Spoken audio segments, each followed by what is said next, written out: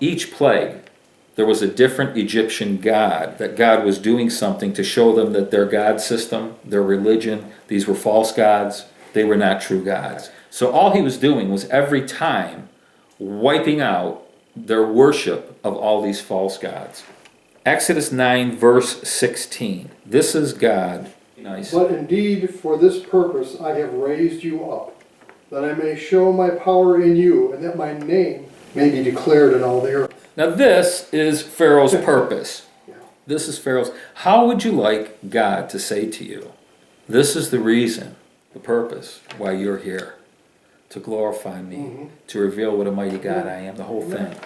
Sometimes we get screwed up with, and God hardened his heart, which I want to talk about for a minute. But that was not Pharaoh's purpose. Pharaoh's purpose was to glorify God. If we go further, are you still in 16 there? Yeah. Would you go down to verses 27 and 28? By the way, Paul concurs in Romans 9:17 and Romans 13. He concurs that Pharaoh was raised up to show forth how awesome God is. Verses 27 and 28. And Pharaoh sent and called for Moses and Aaron, and said to them, I have sinned this time. The Lord is righteous, and my people and I are wicked. Entreat the Lord, there may be no more mighty thundering and hail, for it is enough. I will let you go, and you shall stay no longer. Sounds pretty clear. The seventh plague comes. Moses has been saying all along, God wants us to leave this place. Before the hail comes, God speaks to Pharaoh and says, listen, I have raised you up to show forth my mighty glory and honor and all this kind of stuff, to reveal the glory of the Lord. The hail comes. Pharaoh sounds like he gets it. I sinned. Me and my people are wicked. We truly are. Please, please, I'm confessing my sin. He's faithful and just to forgive us, isn't he? So, can you intercede on my behalf so he'll stop this hail? Verses 33 through 35, same chapter. So Moses went out of the city from Pharaoh and spread out his hands to the Lord. Then the thunder and the hail ceased, and the rain was not poured on the earth. And when Pharaoh saw that the rain, the hail, and the thunder had ceased, he sinned yet more, and he hardened his heart, he and his servants. So the heart of Pharaoh was hard, neither would he let the children of Israel go, as the Lord had spoken by Moses. So it becomes an interesting situation. Please make it stop. Moses intercedes, it stopped, and he sinned even more. And his heart grows harder and harder. And someplace in here, God accepts the responsibility for Pharaoh's heart hardening. Some people think, okay, so God raised him up, gave him a hard heart, That's not what it's saying at all. God is accepting the fact, two things.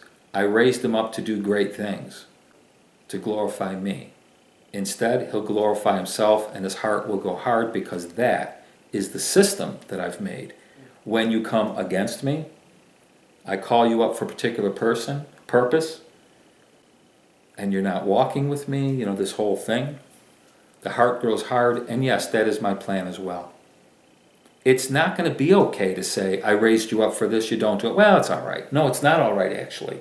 It's not all right at all. If God has a glorious life for you, and you don't take that thing and run with it, there are consequences. Now, I was praying about it the other morning, because it's a difficult spiritual concept, I think, to really get a hold of. And I thought of this. I asked Carol. I said, so I take an ice cube tray, and I fill it with water, and I put it in the freezer. I said, what happens? She says, well, you make ice cubes. I said, are you sure? She said, yes. I said, 100%. She said, yes, you make ice cubes. I said, so if I put it in there and take it out 5 seconds later, I'll have ice cubes. And she said, no, of course, no. It has to stay in there. I said, and what happens? She said, it freezes. I said, over a period of time, right? It gets colder and colder and colder, so it starts to get hard, and then it's hardened. But there's a long period of time in there. From the time it goes into the freezer, you need a long period of time before they're hardened at the other end. And I said, oh, by the way, I didn't make the ice. The temperature did, not me.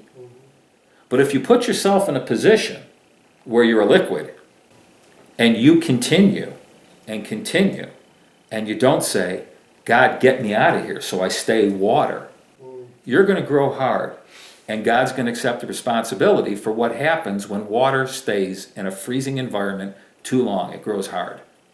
When you look at Pharaoh, we've got someone who put himself in a position, he was called not to grow hard.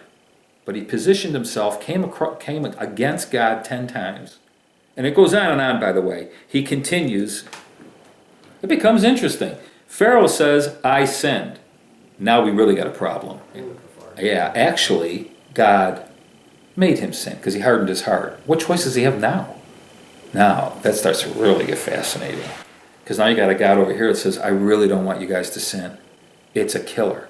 The wages of it are death. But I'm going to make you to sin. It's another story. The point is, let's go to Exodus 10. This is following the locust plague. Verses Exodus 10, 16 to 20. Then Pharaoh called for Moses and Aaron in haste and said, I have sinned against the Lord, your God, and against you. Now therefore, please forgive my sin only this once, and entreat the Lord your God, that he may take away from me this death only. So he went out from Pharaoh and entreated the Lord. And the Lord turned a very strong west wind, which took the locusts away and blew them into the Red Sea. There remained not one locust in all the territory of Egypt. But the Lord hardened Pharaoh's heart, and he did not let the children of Israel go. Water's getting harder and harder and harder. Pharaoh is saying, I'm sorry, I sinned again. Take this death away from me. And God does. Wages of sin is death, but God takes it away. There's some phenomenal things going on. But the water's getting harder. And God said it would. It will. Unless you get out of the freezer. You got to get out of there. And it's a simple thing to do. Let the children of Israel go and recognize me instead of all these other 10 gods as the one true God for your own welfare, your own. God doesn't have to prove anything. Anyway, the reason why we've gone through this goes way back to what I said 20 minutes ago. How do they process sin? How do they process it? They've got the whole book of Genesis, so to speak. I'm not saying they've got the book on paper or something, but they've got their history.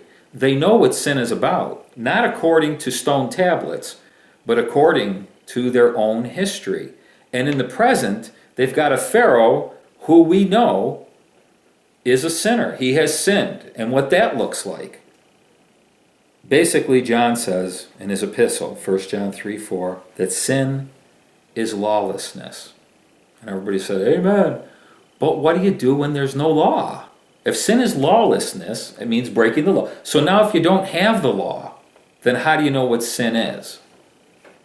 But then John says, a little bit later in the epistle, all unrighteousness is sin. Now that they knew.